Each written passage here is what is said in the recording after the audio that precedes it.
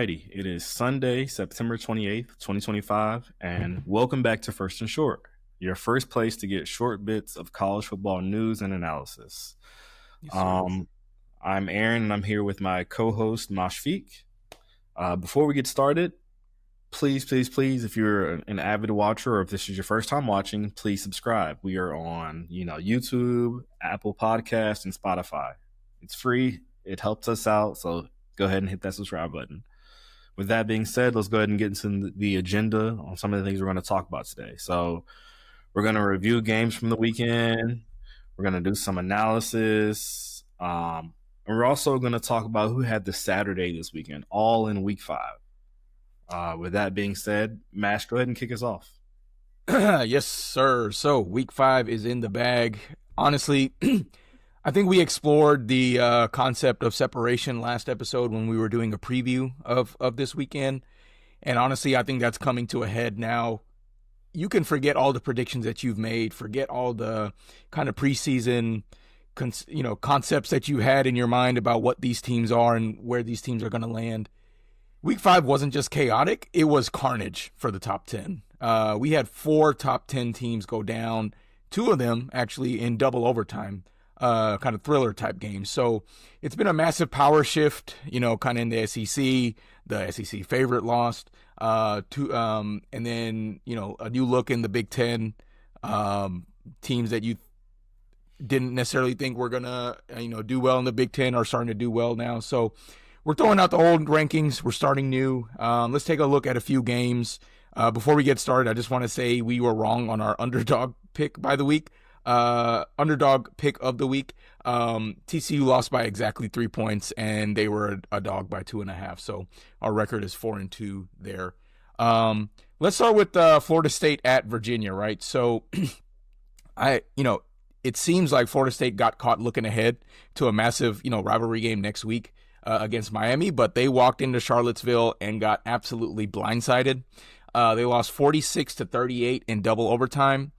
And they also had a wide receiver get completely swallowed up by the field storming, which, let's talk about that. So I get it. Like, it looks fun, but that was kind of dangerous. Like, that wide receiver was still on the ground when all those people started storming. It starts as a $50,000 fine for the first offense, and then it starts going up from there. But Aaron, do you have any thoughts? I mean, like, you can't stop it, I guess, or at least $50,000 is not enough to stop it. So what do you think? What do you think about that? Yeah, man. I mean, for me, it's like, the worst type of scenario for an opposing team to be in. You got a school who's just excited, pumped up, ready to, upset and beat you. And at the end of the game, you got 20,000 drunk college students ready to come onto the field and just be accessible to be, exactly, trample you and your teammates. So it's just like, at some point we're going to have to consider, okay, this is a potential, hazard and safety risk for these players who are not just college students. They're celebrities, at a certain point in time. I mean, Of course we want to normalize them being kids at the same time, but you also have to protect them. Not only them, the coaches. Like, I saw Florida State's quarterback while he was walking off the field, he was getting flicked off. Their head coach, Mike Norvell, he had security by him, but like people were still coming up to them, and it's like at some point in time, people are only going to put up with so much, After the 10th guy walking up to your face, either cussing at you, flicking you off, or recording your phone. I mean, maybe somebody's going to have a breaking point to where there's retaliation or something bad is going to happen. Yeah, they might need to add a 0 to the end of that fine. Exactly. Yeah. So let's get into the game. The Seminoles, they were an 8-point favorite, but honestly, they just never looked comfortable. It was a classic trap game, plain and simple. We mentioned on the last episode that Virginia is actually, the second highest scoring team in the ACC. What impressed me was their defense was able to step up and close the gap that was needed in order to kind of seal the win for UVA. I think, Florida State, they lost this game despite outgaining Virginia. on total offense, but I think the difference was, turnovers and penalties. FSU had 11 penalties for over 100 yards, and they turned the ball over 3 times. One of which we're going to review on video.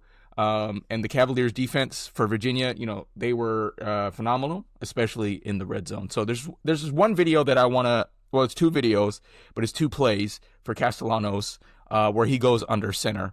And the first one's kind of a trick play. It works the first time. The second one's not a trick play, not necessarily, but it's a similar looking play. But the defense stays very disciplined, and they're able to get an interception off of it. So let me pull up that video real quick and get your thoughts.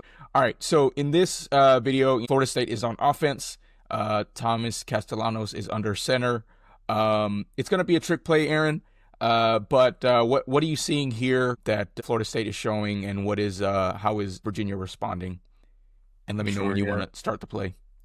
Yeah, so it looks like, Florida State, they got a single back in the backfield, got a bunch of receivers on the right-hand side, trips. I mean, it looks like Virginia's lining up pretty much head up against it, right? So man on man, everybody's got a man. They're pointing them out, and it's time to play, trench ball, basically.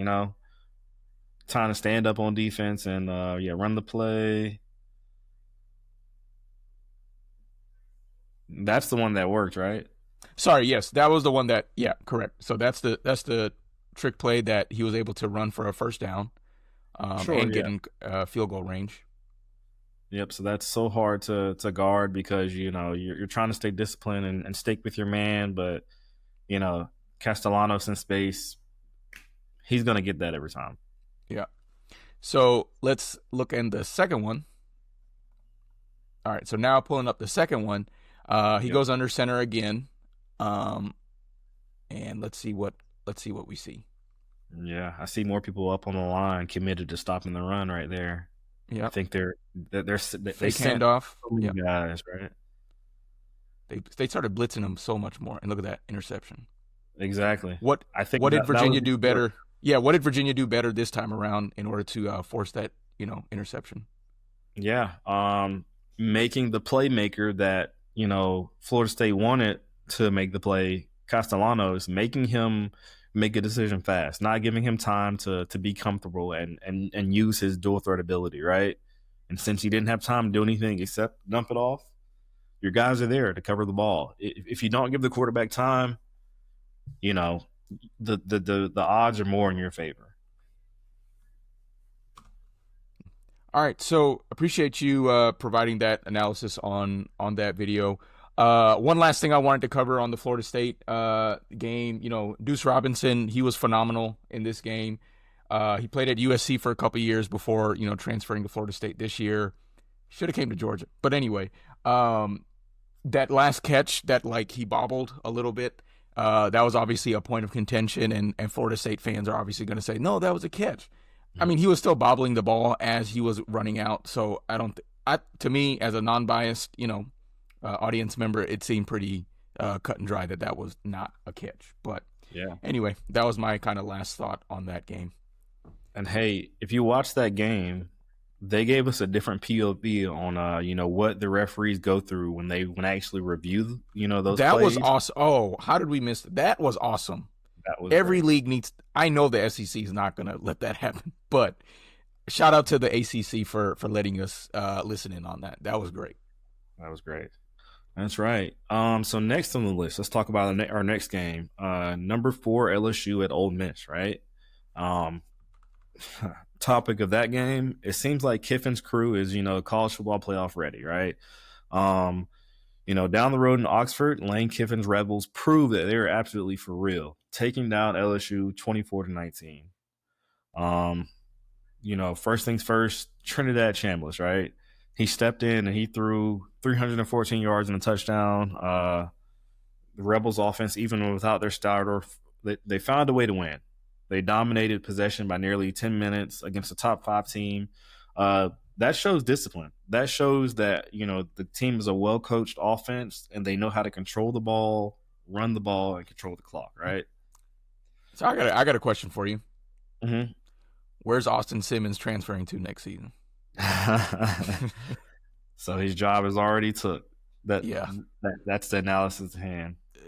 we'll discuss that some other time in the off Okay, for season, sure, maybe. for sure, for sure. But yeah, man, next man up. It can be good and bad in some cases, depending on who it is.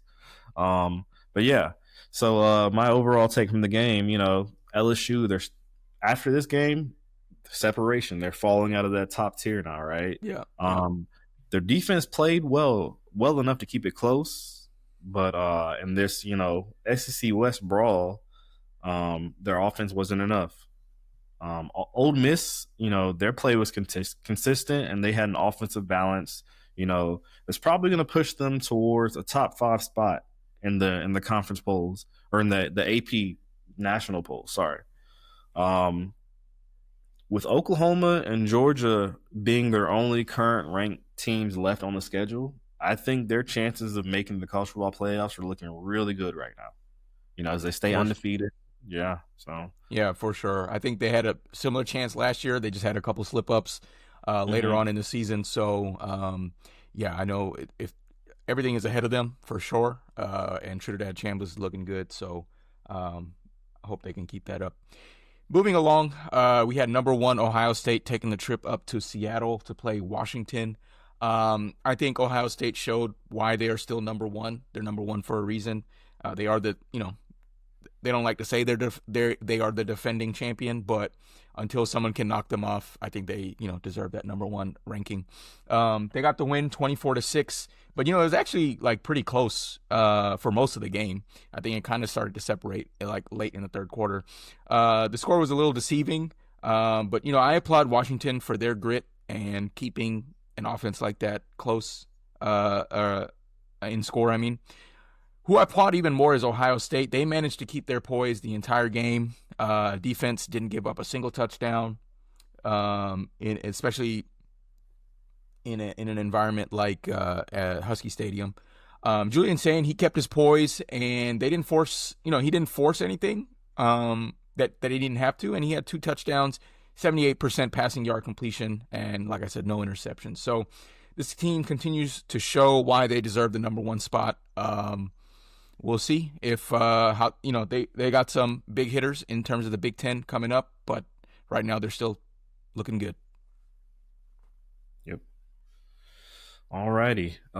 Next on the list, you got Auburn. They went to number 9 Texas A&M this weekend, and it seemed like the 12th man was on defense for Texas A&M on Saturday, right? Instead of it being an SEC shootout, it seemed more so like a defensive clinic. Yeah. Uh, with that being said, the Aggies, they really leaned heavy on Le'Veon Moss, right? He racked up a career high 139 yards rushing, and he punched in the only touchdown of the game for them on the opening drive.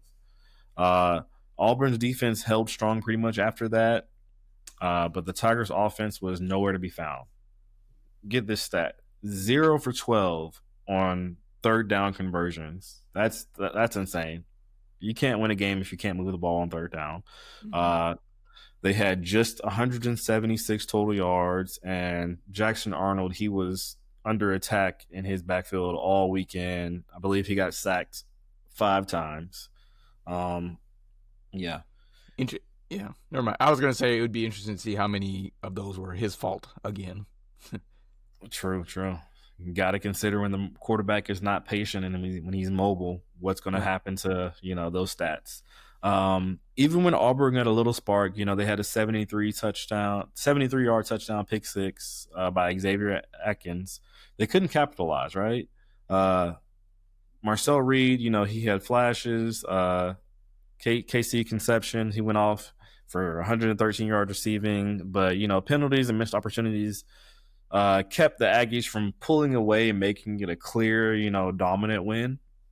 Bottom line that I have for this one, A&M's defense won this game, but Auburn's offense definitely lost it.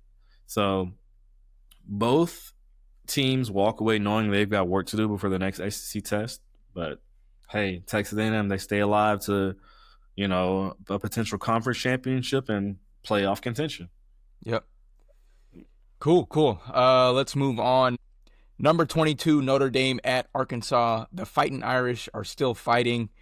What I really enjoyed watching this game was you could tell the love was in the air. Jeremiah Love, his usage had been low those first couple games. Coincidentally, they lost those 2 games. He had 2 rushing touchdowns and 2 receiving touchdowns. What did I say? 2 rushing, 2 receiving touchdowns. So 4 total. This was, I thought, a statement win from Marcus Freeman and his squad. They steamrolled Arkansas 56-13. The Irish offense just looked like it was on fast forward the whole time. CJ Carr was surgical. Like I said, he had 4 passing touchdowns, and he spread the ball quite well. Although Jeremiah Love was on the receiving end of a lot of that. I think the game plan here was to be aggressive and relentless.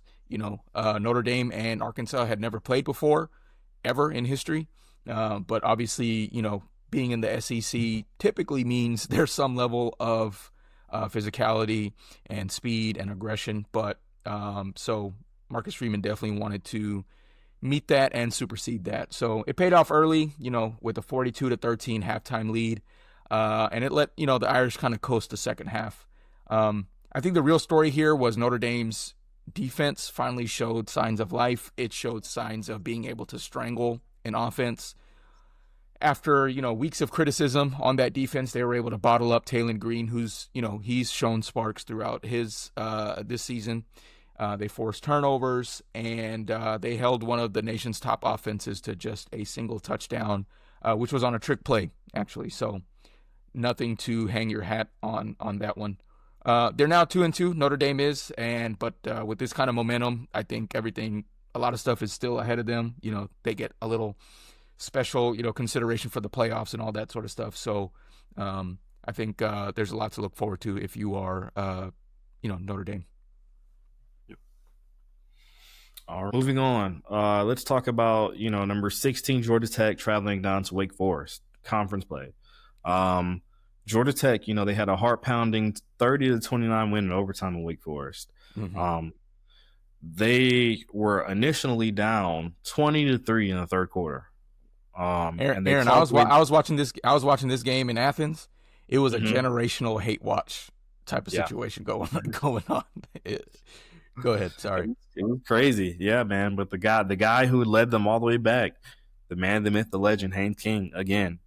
And of course he was running for 2 touchdowns, and he led a final drive that, got them a game-tying field goal with 2 seconds left.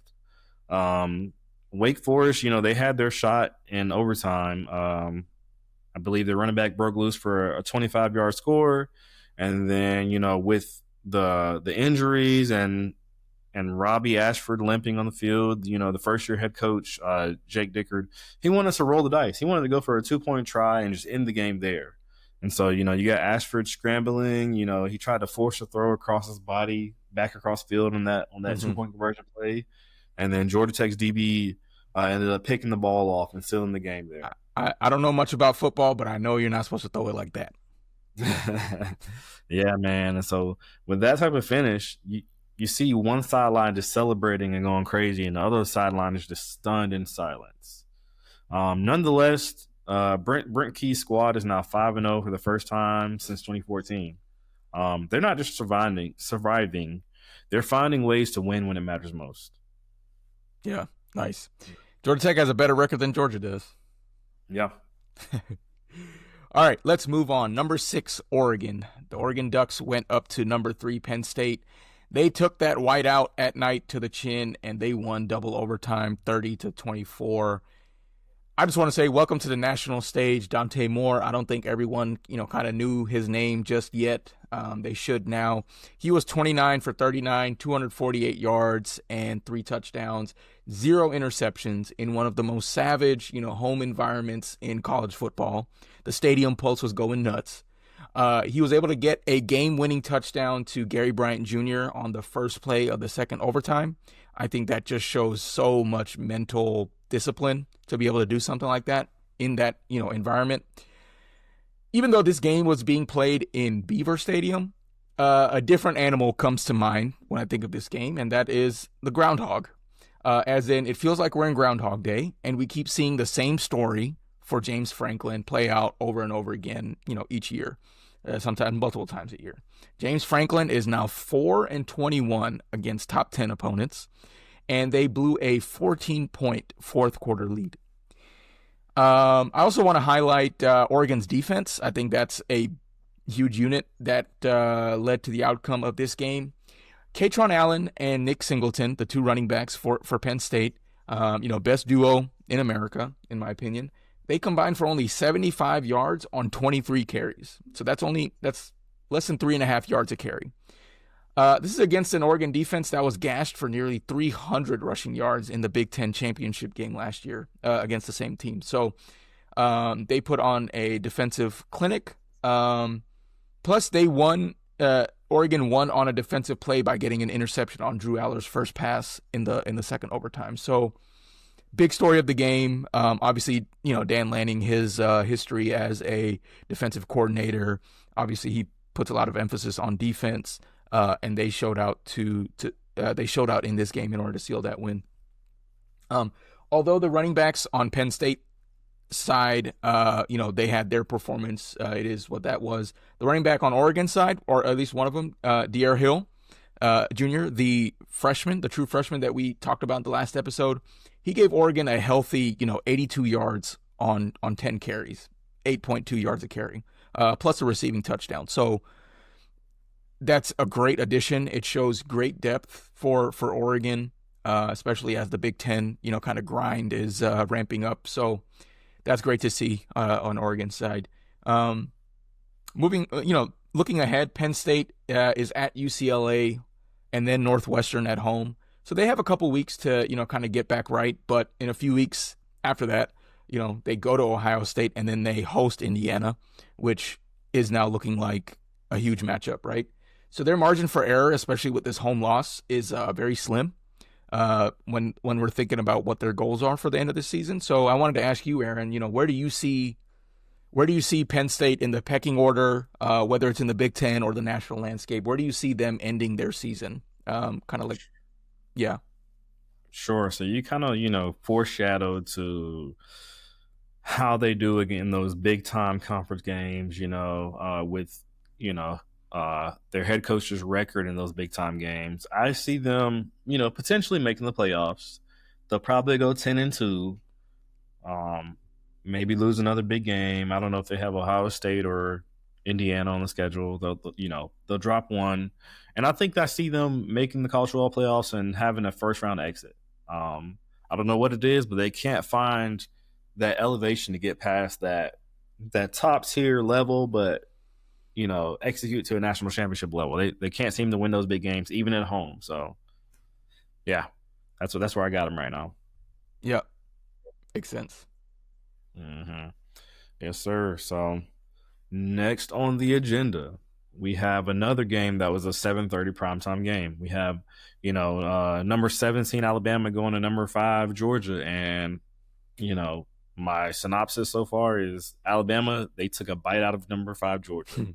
The final score ended up being 24-21 Alabama, and all 24 points came in the first half, by the way. That was all they needed. With this loss, Kirby Smart is now 1-7 all time against Alabama, dating back to both the Nick Saban and Kalen DeBoer eras.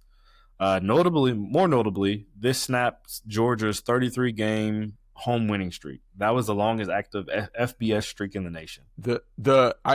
This whole situation, it kind of reminds me of that Grim Reaper meme where he's like going from door to door, and it's like it's Alabama just destroying every single one of Georgia's streaks.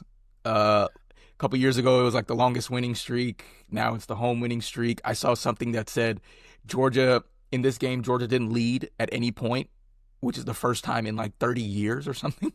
It was, yeah, or whatever it was. But, the Grim Reaper meme, comes to mind here for me. Yep. One key thing I wanted to highlight, Alabama's offensive line. So I know, Mash, you were at the game, but one thing I saw on the TV, like these guys were just huge and holding their own the whole time in the pocket, right? And you can tell from my voice, we were doing our job.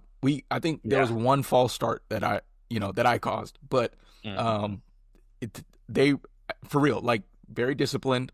They just seemed like they were 100 pounds bigger than anything Georgia could throw at them. Really shout out to Alabama's offensive line for sure. Yeah. Alabama's offense, they were lights out, converting 13 of 19 on, I think, third down, by comparison to Georgia, who converted just 2 of 8 times, right? So 25% versus 68%. One key thing, Alabama's O-line, they had been dealing with injuries, and they were finally able to get healthy at the right time. Caden Proctor, he's the big guy that got rewarded for all his hard work he's been putting into the program. He was able to catch a bubble screen. Like, what kind of plays are we, are they dialing up? That caught me so off guard. I'm like, who is this chubby? Anyway, yeah. The chubby 6'7", 380. Just bumbling his way down. I think he got 11 yards on that. It just seemed like, they were calling all the right plays. But it basically set Alabama up on the 2-yard line. Again, highlighting that line, they only gave up 1 sack the whole night. And I feel like that was probably the only time Ty Simpson really got touched. Yeah. Speaking of Ty Simpson, what a way to bounce back after that Florida State game. 276 passing yards, 2 passing touchdowns, and he ran for 1 touchdown. He's got what is needed to achieve everything ahead of Alabama this season, right? Yeah. I think, all the doubts, all that stuff, hopefully has been put to bed. He's got, maybe he had the first game jitters, in an away stadium, but he's got it figured out now, I think. Yeah. I mean, and hey, on TV again, they had been in the spotlight from the pregame talk to the celebration to the poise throughout the game. It seemed like this spotlight was meant for Ty Simpson on Saturday. Kalen DeBoer, he is now 2-0 against Kirby Smart. Furthermore, he's an absurdly impressive 7-0 combined against Kirby Smart, Dan Lanning, and Steve Sarkisian, dating back to his time at Washington. So, he's proving that, even though Alabama has some struggles and they maybe aren't, exemplifying what we've seen with Nick Saban, he's proving that they're a team that can win big games. One thing that everybody's focusing on in terms of decisions of the game, the 4th and 1 decision. What are your thoughts on that, Mash? Yeah, it happened so fast that, me as an audience member, we didn't really get to process it in real time. By the time the play was done, that's finally when we realized, like, what was that? What happened to the field goal? But at the end of the day, we'll review that play on video here in a second. But at the end of the day, the analytics says what the analytics say, right? You can complain about giving it to Cash Jones versus all the other running backs that we have. Maybe not Nate Frazier because he keeps dropping the ball every game. But the point is, the analytics doesn't account for your offensive line just letting a free rusher through, right? That's gonna stop a play every time. So we're not the coach, right? The coaches have their decisions. Kirby Smart decided to be aggressive in this moment versus conservative. It's played out. It's worked well for him before. We can't just, just speaking from a Georgia fan or just someone who's watching the game, you can't criticize the one time he wanted to be aggressive and it didn't work, and not also blame him for the times where he was aggressive and it did work and he won, national championships, with that. Let me pull up the video real quick. All right. So we've got, 4th and 1 on the Alabama 8-yard line early in the 4th quarter. Let me go. Any thoughts before we run the play? My initial thoughts are, feeling the whole vibe of the game at this point in time. I'm like, yeah, why not? Let's go for 4th down. Alabama hasn't scored the whole second half. You've scored. Your team has some momentum. You've been driving the ball. It's 1 yard. So if it does work, you're like, that was the best decision ever. Whole different story, right? Exactly. But if you run the play, again, you see the edge rusher breakthrough. Cash Jones is just trying to stay on his feet, but contact Even got him down. see, even the TV little bug, analytics thing, it says go for it. So it's like, are the coaches relying too much on analytics these days? I don't know, but the And analytics then one thing says nothing about someone getting past your offensive lineman. exactly. And then one thing that I saw on TV that kind of, you know, made sense on why Cash Jones was in there. Georgia wanted to make this a tempo play, right? He was already Mm-hmm. out there on the third down play. He's the third down back. So they didn't want to give Alabama a chance to really prep for this play. They wanted to go out there, get the Right. play going, get the quick 1 yard. Again, didn't work Man, out in their favor, could Gunner have but kept pulled that one? let's see. Mm, Tough potentially, to but tough to say. Tough to say. tough to say. Could have been a design play to go to Cash, but Yeah. hey, hindsight, right? It's Yep. 2020. Hindsight is always 2020. We have the privilege of knowing how the play ended out and then make criticism, right? All right, yeah. I mean, so yeah, we kind of diagnosed the play, the miscue, the opportunity there. Nonetheless, we're here now. Alabama is undefeated in SEC play. Georgia's now 1-1. They both have I think it's a 4-1 record Mm-hmm. on the year. Uh, Um, yeah, 3-1. Wait, 3-1. 3-1. Yep, both 3-1 because they both have had bye weeks. That's right. Nonetheless, up next, Alabama has to face Vanderbilt. Of course, they're looking for redemption from last year's game, and Missouri. Those games are, I think, both at home, and then after that, they have to host Tennessee. Georgia's upcoming, schedule. They have Kentucky before they go to Auburn, and then they host Ole Miss. So both teams both have to get ready to lock in and get ready for a conference, roller coaster for these next games. Yeah. Yeah. Yep. All right. So we have made it to our Saturday segment. We're going to see which teams had the Saturday. We're going to pick 4 teams. Typically, these are teams that lost, but these teams definitely had sad, statistics that led to the outcome of whatever happened. So, we got number 1 Florida State here. They had the worst loss of the weekend, so they get the number 1 seed. We got number 2 Georgia, number 3 Arkansas, and number 4 Syracuse. So, Aaron, I'm going to ask you, we'll go number 1 versus number 4. Florida State, their defense allowed back-to-back possessions to start the second half, and each of those were 6+ minutes. So Virginia was able to start back-to-back possessions with 6+ minutes. Syracuse was limited to just a field goal in their 38-3 loss to Duke. So, Aaron, I'm going to ask you, which team had the Saturday there? Sure. Yeah. I'm gonna have to go with Syracuse there. The loss for Florida State stings, but only scoring a field goal Mm-hmm. after beating Clemson and just having Right. a great offensive performance. Yeah, Yeah. I'm going with Syracuse there. Gotcha. All right. And then we have Georgia and Arkansas. Georgia, they gave up 13 third down conversions. I think, what was it, 13 out of 19 or something like that. Arkansas had, this is their third straight loss after a 2-0 start. So between those two stats, what would you say is the Saturday team on Saturday? Yes, I mean the 3 straight losses, those sound bad, but I know Arkansas has played some really good teams. And I wasn't necessarily expecting a whole lot out of them this season. Georgia, that defense giving up that many third down conversions, that's unheard of, and it's frustrating to watch. So I'm gonna have to go with Georgia there. I would agree with you on that one. All right, so we've got Georgia and Syracuse battling it out to see who had the Saturday. So for Georgia, Alabama needed 0 second half points to win the game.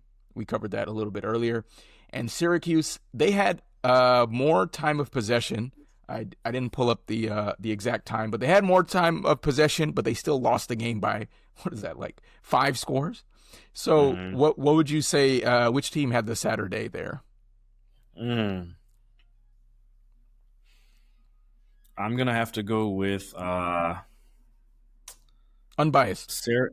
unbiased, unbiased. You know, I'm gonna have to go with Syracuse. They had more time of possession, and they still lost by 35, right? So that means they had the ball, they just did nothing with it. They didn't execute. They could have just stayed home. They could have just stayed home if Yeah, they're going to do all that. could have just stayed home. Yeah, even though that loss to Alabama, that stings for Georgia fans, and knowing that their defense made the somewhat of adjustments to stop them, and they couldn't overcome. I'm still gonna have to go with Syracuse there for the saddest Saturday. All right, Syracuse, you're on the board. Good to hear. All right, so that has been a recap of week 5. We've got week 6 coming up, so we'll drop that episode on Thursday. We got some good matchups coming up. We got Miami at Florida State. That's going to be the headliner, I think. Texas is going to be going down to Florida, and Vanderbilt at Alabama. That'll be a good rematch from last year. So we are looking forward to covering those games. We appreciate you guys watching our show.